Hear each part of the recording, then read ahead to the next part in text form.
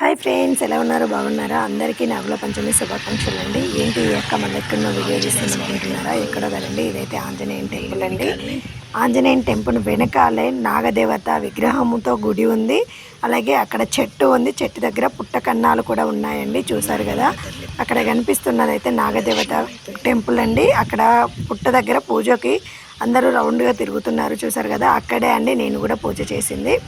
ఇక్కడికి వెళ్ళి అక్కడ దర్శనం చేసుకొని మళ్ళీ అక్కడి నుండి అయితే ఆంజనేయ స్వామి టెంపుల్కి వెళ్ళి అక్కడ కూడా దర్శనం చేసుకున్నాను ఫ్రెండ్స్. చూడండి, నేను వెళ్ళిన టెంపుల్ అయితే ఇదే అండి.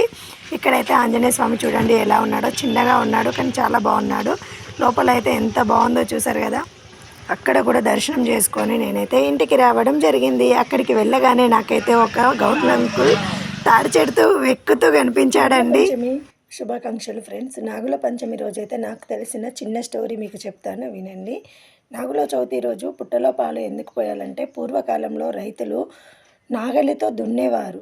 దున్నినప్పుడు అక్కడ చిన్న పుట్టు ఉండేదన్నట్టు. ఆ పుట్ట కనబడక వాళ్ళు దాన్ని దున్నేసరికి దాంట్లో పాము గుడ్లు పెట్టేసి పిల్లల్ని చేసిందన్నట్టు. ఆ పిల్లల్ని ఈ నాగలి అనేది దున్నడం మూలంగా ఆ పిల్లలన్నీ చనిపోతాయి. అప్పుడు ఆ నాగుపాము ఈ రైతు దగ్గరికి వచ్చి విషం చిమ్ముతుంది. అప్పుడు అతని కళ్ళు పోతాయి అన్నట్టు.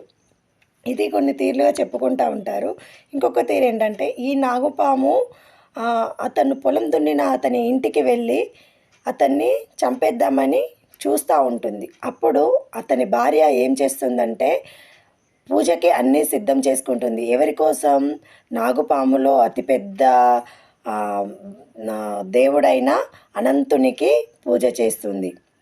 అనంతునికి పూజ చేయడంలో ఆమె నిమగ్నమవుతుంది.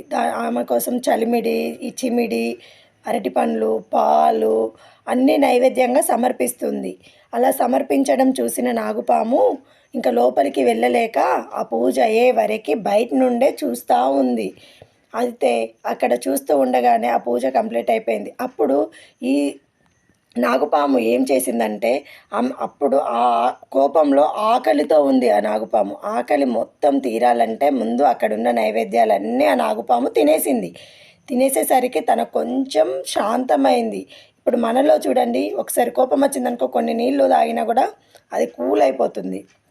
అలాగే నాగుపాము కూడా అక్కడున్న పదార్థాలన్నీ స్వీకరించేసరికి కొంచెం కూల్ అయ్యి అతని భార్యకి, అంటే రైతు భార్యకి జరిగిన సంగతి చెప్పింది. నీ భర్త ఈరోజు పొలం దున్నాడు, నా పుట్టలోని పిల్లలు మొత్తం చనిపోయాయని చెప్తూ ఉంటుంది. అప్పుడు ఆ జరిగిన సంఘటనకు తను చాలా బాధపడుతుంది. బాధపడి అనంతునికి ఈ పిల్లల్ని ఎలాగైనా కాపాడాలి అని నాగులో పెద్దవాడైన అనంతునికి పూజ చేస్తుందని చెప్పాను కదా. అనంతునికి తను ఆరాధిస్తుంది. ఆరాధించిన వల్ల అనంతుడు ఏం చేస్తాడంటే, కొంచెం అమృత ఫలం అనేది ఇవ్వడం జరుగుతుంది. దాని ద్వారా ఆ పిల్లలు మళ్ళీ బ్రతకడం జరుగుతుంది. అలా జరగడం మూలంగా ఈ నాగుపాము శాంతిస్తుంది. అప్పటి నుండి దీన్ని రైతులు ఈ రోజున నాగలి దున్నకుండా ఉండడము, అలాగే కూరగాయలు తరగకుండా ఉండడము, ఇలాంటివి చేస్తూ ఉంటారన్నట్టు. కూరగాయలు తరగకపోవడం ఉండడం అంటే దాంట్లో చిన్న చిన్న పురుగులు ఉంటాయి, ఏమైనా చనిపోతాయి అన్న ఆలోచనతోటి కూరగాయలు కూడా తరగకుండా పప్పు లాంటివి, లేకుంటే ఆలుగడ్డ ఉడకబెట్టి స్మాష్ చేసి తినడం లాంటివి, అలాంటివి ఎక్కువగా చేస్తూ ఉంటారు ఈ నాగుల చవితికి అయితే. నాకు తెలిసింది ఇంతవరకైతే నేను మీతో షేర్ చేసుకున్నాను ఫ్రెండ్స్. దీంట్లో ఏదైనా తప్పుగా ఉంటే మాత్రం నన్ను క్షమించండి. నేను తెలుసుకొని మాత్రమే మీకు చెప్తున్నాను. ఎవరిని ఉద్దేశించి కాదు, ఎవరిని ఆలోచించి కాదండి. దయచేసి అందరూ ఆలోచించండి ఫ్రెండ్స్. నేను చెప్పింది నిజమే ఫ్రెండ్స్. ఇది రియల్గా జరిగిన స్టోరీనే మీకు చెప్తున్నాను.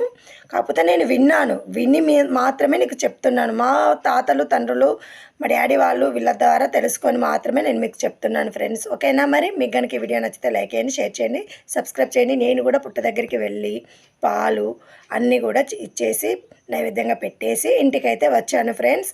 మరి మీలో కూడా ఇది ఆచారం ఉన్నవాళ్ళు మాత్రమే పోస్తారు. ఒకవేళ పోయలేని వారు వారి అత్తమామల్ని అందరినీ అడిగి మాత్రమే చేయండి. లేని వాళ్ళు మాత్రం చేయకండి. ఉన్న వాళ్ళు మాత్రమే ఈ పద్ధతిని ఆచరించండి ఫ్రెండ్స్. ఓకే ఫ్రెండ్స్, మరి బాయ్. మరి ఒకసారి అందరికీ నాగుల పంచమి శుభాకాంక్షలు. Bye bye.